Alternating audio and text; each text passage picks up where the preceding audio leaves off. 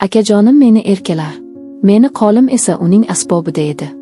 Ushbu hodisa ota-onamiz mehmonga ketgan kuni yuz berdi. Men uyda akam bilan qolganda. Men bitta mayka va kalta shortikda yurardim. Men akam oldida shunday yurardim.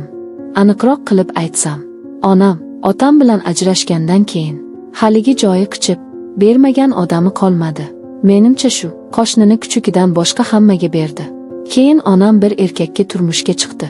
U erkak ogli bilan biznikiga qochib kelishdi. Uni ahli juda kelishgan yigit edi. Ota-onam biron joyga ketdi degandan men yengil kiyinib chiqardim.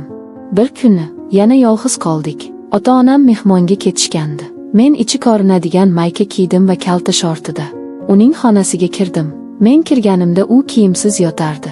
Men uni yoniga borib asbobini ushladim. U menga faqat kulib qarardi.